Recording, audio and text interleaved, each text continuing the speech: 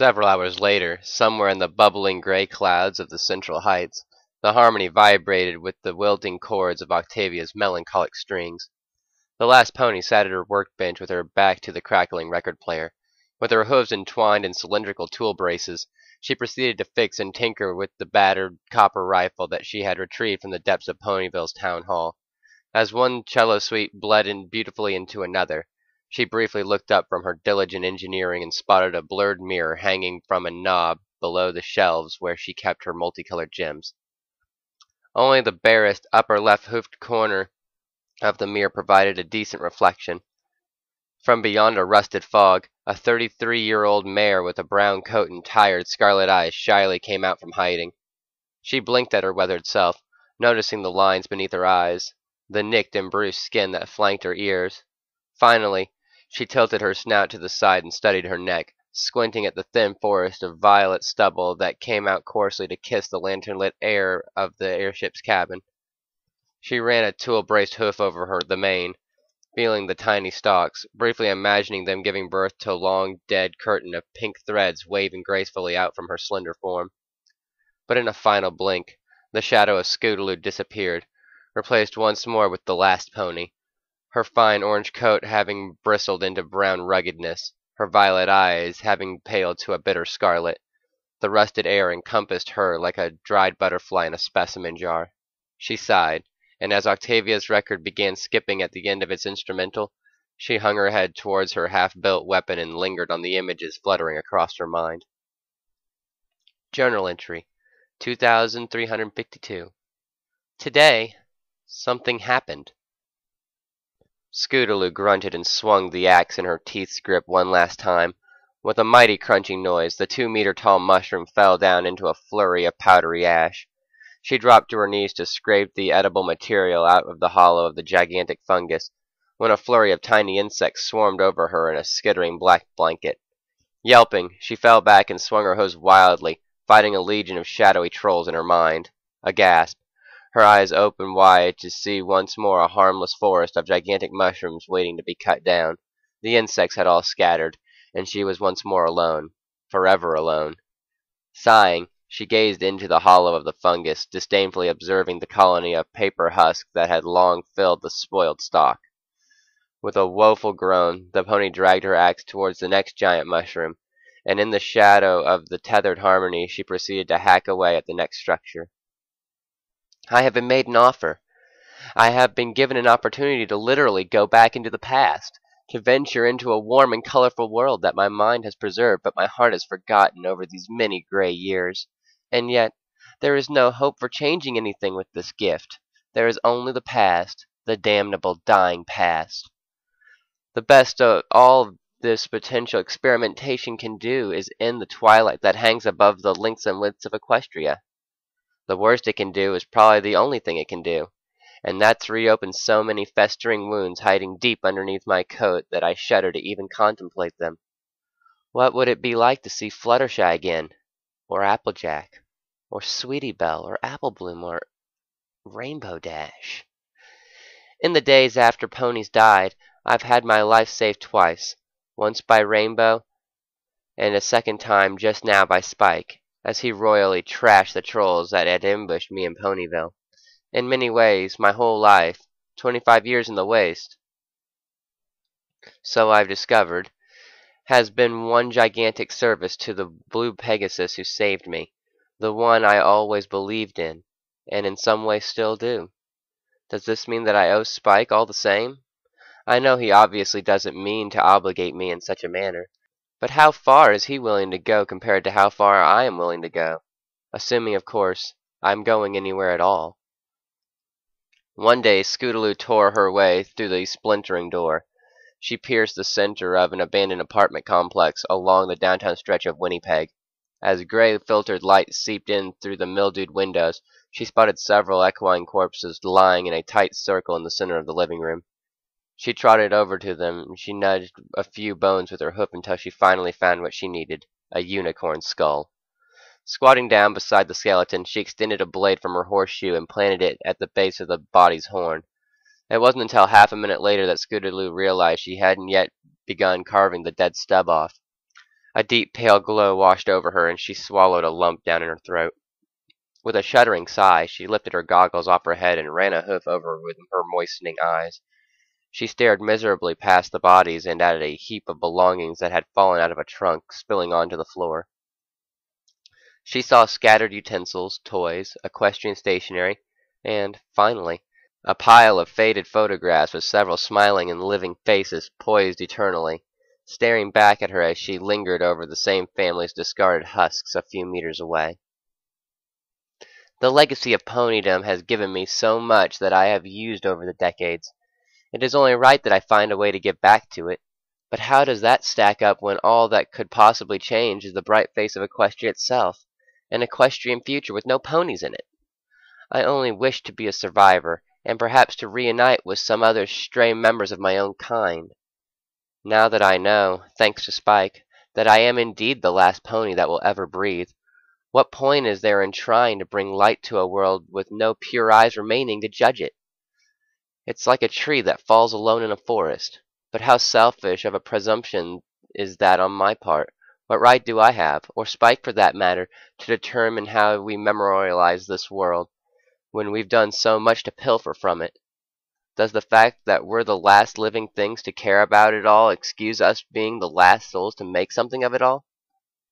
Even if for the sake of making something. Scootaloo yanked on a lever, and her signal fired its prismatic beams into the air above the stony plateau. The multicolored spectrum pierced the cloudy overcast in a burning swath, but the lingering twilight above remained unfazed. The snow and ash was still falling. The mist was still covering the circle of metal barricades in an infinite rust. Under the shadow of the harmony, a disenchanted Scootaloo marched up towards the signal, propped herself onto two hooves with her shoulder leaning against her rifle, and stuck her left limb into the burning beams of light. The sky briefly strobed as her hoof floated lazily from red to green to indigo and softly back. She watched with momentary fascination as the lights bumped and wavered with each other, but ultimately remained rigidly divided into the 7 artificial hues, as directed by Scootaloo's flamestone that shot illuminescence into the strategically placed gems. The last pony tilted her snout up and watched with a sudden boredom, observing the glistening heights of her once treasured beacon. It was exactly what it always had been, a message to dead ponies. Being the only one to read what the signal had to say made Scootaloo feel dead as well, because she knew where this rainbow began, and could spot with her naked eyes the lingering twilight above where it ultimately ended. I was sent back in time, ever so briefly. I tasted the past. I saw a rainbow, and it was real. I could not see where it began, and I couldn't see where it ended. I didn't care. It gave me hope, like I always knew it would. But only now do I really understand where that hope stems from. Hope is a disease, an affliction to all living beings.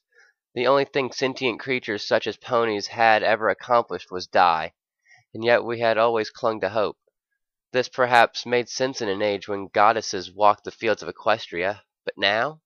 Princess Celestia's eternal life ran out, and when she and Luna vanished, all that was left was decaying wasteland of mortality, forever festering in the unburied penumbra of her shadow. Perhaps that's the way it always been, and what brought about the explosive end of the goddesses of revolution was not an unknown curse, like Spike suggests, but a self-destructing realization that the goddesses themselves discovered when it was too late, that life is absurd, that it has always been absurd, even for them. And as much as I rationalized to myself the pointlessness of it all, painting a far bleaker picture than I had ever imagined in my most bitter of dark-lit scavengings, why is it that I cannot shake the rainbow out of my head, the real rainbow that I saw with my own eyes? If hope is a disease, and all it will ever do is lead me to misery and self-annihilation, then why do I cling to it so? Why does it make me excited, like I am starved? Why does it always plant me steadily upon this knifing precipice of, dare I say it, joy? Why so eloquent, Harmony? Scootaloo stared listlessly through a green haze of smoke, her scarlet eyes unwavering. There was a shuffling movement beside her, and a furred paw waved obligatory before her face. Hello? Customer of most esteemed appreciation? Is old equestrian joke, yeah? Why so glum, pony friend? She snapped out of it. She pivoted to glance across the merchant vessel and threw a faded smile the flying squirrel's way. Sorry, Bruce. I've had a lot on my mind, that's all. What were you offering again? Is more than Pony's mind. Brucey thinks it is stomach. Or another organ close to it. Hopefully not part of Pony sensitive to cancer stick, yet. He chuckled under green goggles, flicked his cigar some, and continued showing off a pair of leather bands as their dual ships bobbed in the air, docked with one another. 40 strips each. Dual reinforced dragon skin. Finest from what remains of Zibrarian mountains. No, no! The mare briefly snarled, shook a shuddering breath off of her, and paced across the racks of wares. Thanks, Bruce. I know I need new armor, but anything but dragon leather, if you don't mind. Pray tell Brucey why. Date with Sky Serpent Pony plans? Bah! He tossed his thick bands into a pile of collapsing metal knickknacks while snapping his tiny paws. Brucey can do something better. He kicked off a bulkhead, glided over to a coat of armor, and gruntingly lifted a breastplate into his quivering limbs. Best in ramcraft. Fashioned out of tempered titanium, Brucey promises. No fire-breathing snakes harmed in process of metallurgy.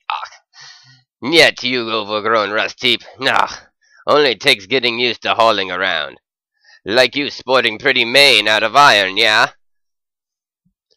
I know you're doing your best to help me out, Bruce, but seriously, all I need to do is browse quietly for a bit, and I'm sure I'll find the armor I need, she murmured, her eyes once again gazing into a grand nothingness beyond the shelves of rattling miscellany.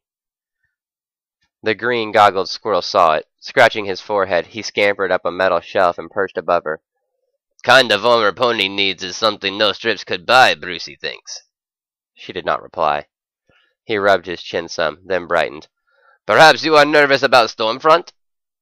He smirked and gestured nonchalantly out a nearby porthole. The gray clouds were darkening as several deep flashes of lightning started to bubble from within the wispy clusters hurtling punctually their way.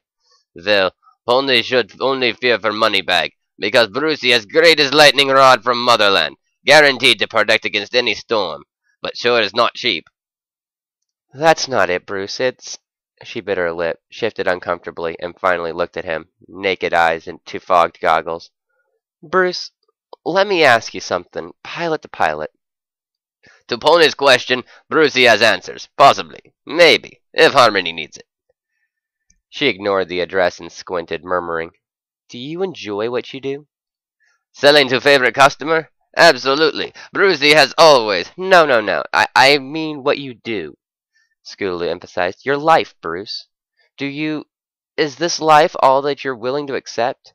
Would you be ready to change it if something happier, something brighter, if you had the ability to do so? The overgrown merchant rubbed his chin, puffing on his cigar. Philosophy is not one of Brucey's strengths. Does not earn silver, only headaches, yeah? He smirked wryly and flicked his cigar with emphasis. If life is so terrible, perhaps is reason Brucey smokes it away. Ha ha! She sighed heavily.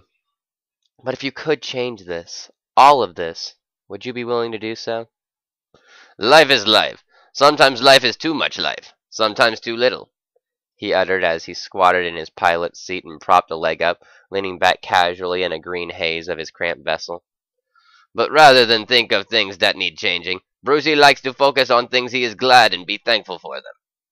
A warm smile under his reflective emerald lenses. Like Pony Friend. If this life was changed, would not have you to look forward to, yeah?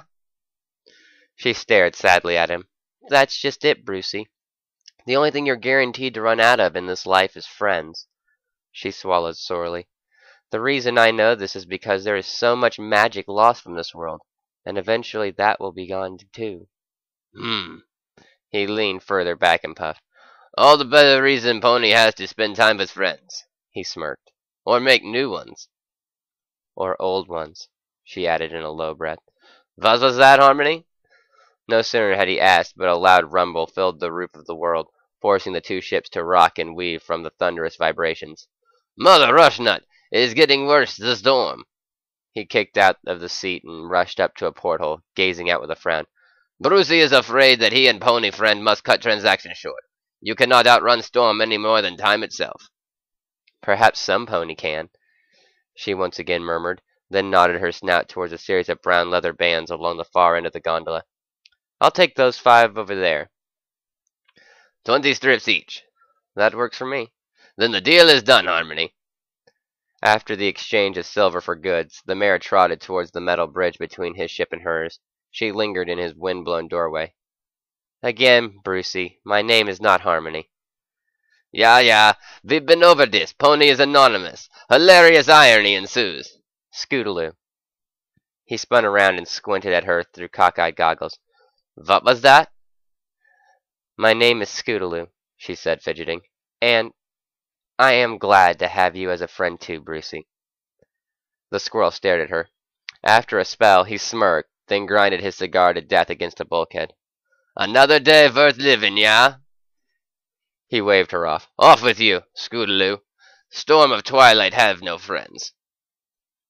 She took a deep breath as the warmness left her cheeks and she marched outward to her hangar on the other side of the bridge. Don't I know it? It has been several invisible gray days since I last saw Spike, and I am no closer to an answer for his proposition than I was the first minute I flew away from those strangely inviting sights of the Ponyville ruins. That place is more potential home to me, and yet it pains me to see it the way it is. I'm reminded of something Bruce said without quite meaning to put so much effort into it. That life is sometimes too much life, and sometimes too little. But when I look out of the portholes of my airship, when I see the desolation all around, I realize that any creature that attempts to neutrally philosophize like that is only attempting to protect my feelings. There is no life out there, only ashes.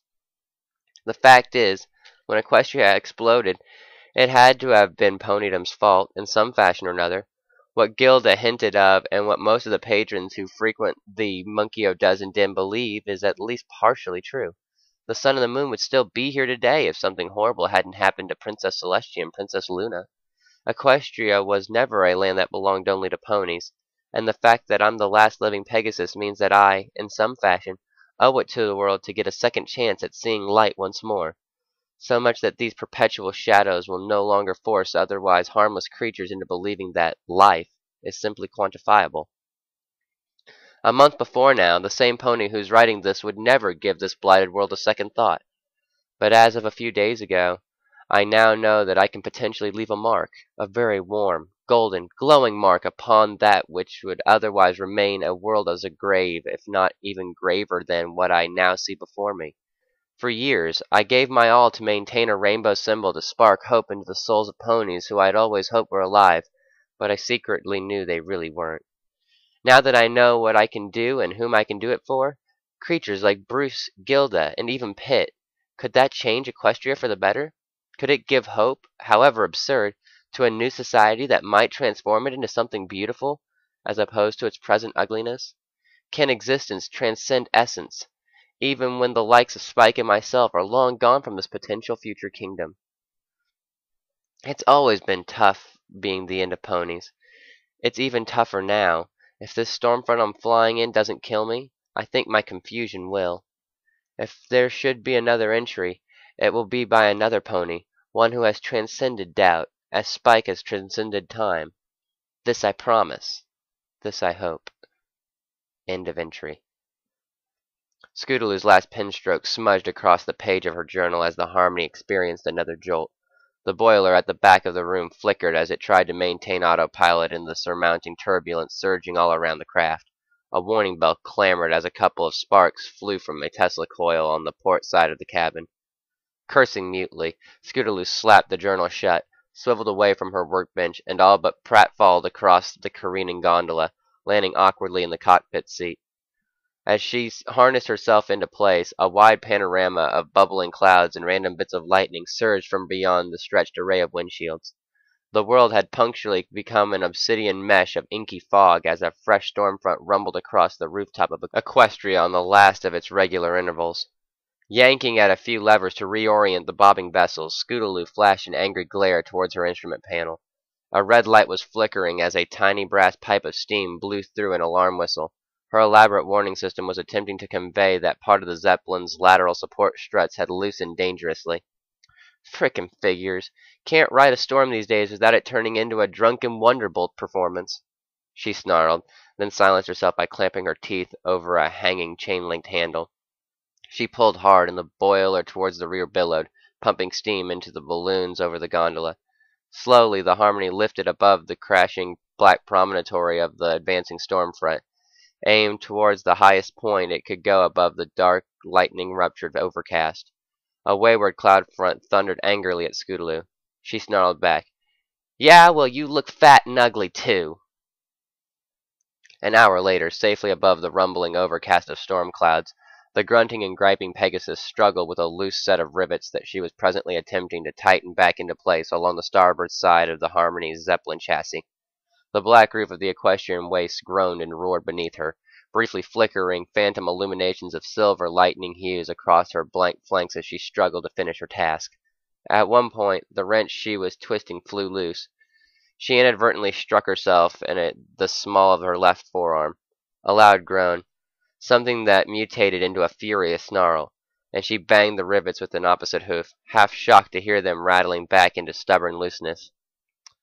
With a huge deflating sigh, Scootaloo leaned her snout against the copper body of the Zeppelin and hung there, brown wings fluttering in the brief winds as the thunderous world gargled beneath her.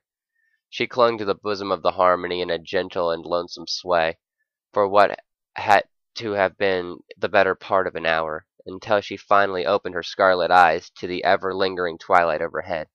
Distant gloomy stars half blinked down at her, never living and never dying. There was no real light in this world, only the half-hearted imitation of brightness, like Celestia's mirror in Spike's garden. It almost looked pretty, but it was hardly the real thing. Scootaloo was tired of staring, and yet a strange peace was wafting through her with as much electricity as the storm fronts boiled far below. Hooking her wrench and other tools along the lateral struts of the ship, Scootaloo took wing, hovering down several dozen of naked meters below her hovering vessel. She then did something that she hadn't done since she was a little foal. The Pegasus touched down with Pegasus hooves onto the wispy surface of the overcast cloud banks. Her legs made contact. She was standing upon the dark beds of cloud cover. What had been nothing more than permeable mist of disgust for 2.5 decades was suddenly a grand and wafting plain of opaque fog, like a phantom shadow of the Ponyvillian Valley, and the twilight above impersonated a childhood sky. Peacefully, in a tranquil pose, Scootaloo slowly trotted forward across the blackened clouds. With each shuffling hoof, a patch of dark mist brightened strobingly from the deep lightning below, illuminating Scootaloo randomly during her walk. She didn't notice, for she had her eyes shut and her snout tilted skyward. With her brown wings meditatively outstretched, the last pony took several deep breaths, and opened an invisible third eye. She saw Miss Cheerily's schoolhouse, or at least an affluent crimson shade of it, and beyond the schoolhouse was a misty lake of crystal blue water flanked by ivory mountains. The world blossomed with green beauty, like hair that had been shaved for years but was suddenly given the chance to grow again, and it all bloomed around her, kissing her with soft blades that swayed in a deep earthen wind. There were living things in the shady dreamscape, things that fluttered and danced in the breeze instead of slicing mercenary paths through it. And the children, the foals flocked to her, smiling, inviting Scootaloo across the playground into a game of Red Rover. Sweetie Belle's horn glistened in the morning mist, and Apple Bloom's drawling laughter filled the schoolyard with an undercurrent of static excitement, like being at the edge of a waterfall, or prancing along the fringes of the ever-free forest, or gazing through the window of Sugar Cube Corner while the sounds of street-side musicians reverberated off the freshly varnished wood of the surrounding storefronts. And the thunder swallowed it all once more, the misty black teeth that lurched and hummed dreadfully beneath the twilight expanse. Scootaloo's scarlet eyes opened, and when they did they were not brimming with tears, but instead boiling with a steam of a different sort, a frothing burst of burning air that no amount of pressure forced upon the Harmony's boiler could ever hope to produce, a hissing outburst of blood-throttling menace that 2.5 decades of levitating imprisonment had forged ever so demonically in the iron-wrought heart of the solitary hoofed creature doomed to aimlessly skim the gray leprous flesh of the planet.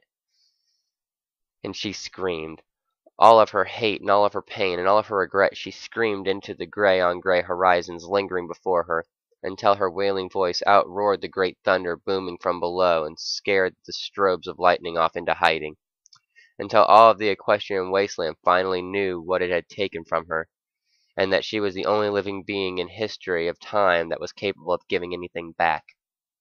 And when the scream was done, and her wings were still heaving as she strode shakily on the womb of the bucking storm beds, it was not a sob that graced her face. It was not even a sneer. It was a smirk.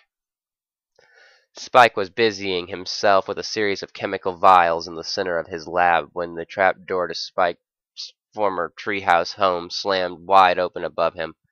He turned calmly to see a breathless brown Pegasus soaring down and hovering wide-eyed in front of the dragon. "Send me back, Spike," Scootaloo panted. "Send me back in time." Now, Scootaloo, The sagely dragon pointed with a clawed finger. have you adequately thought about what you're... "There is no thinking," she glared at him. "There is only now, and I'm sick to death of now." He raised an eye crest at that. She frowned and growingly reiterated, "I'm ready, Spike. I'm ready to do this. Send me to the past." Gradually, he smiled, a gentle nodding of his head crest.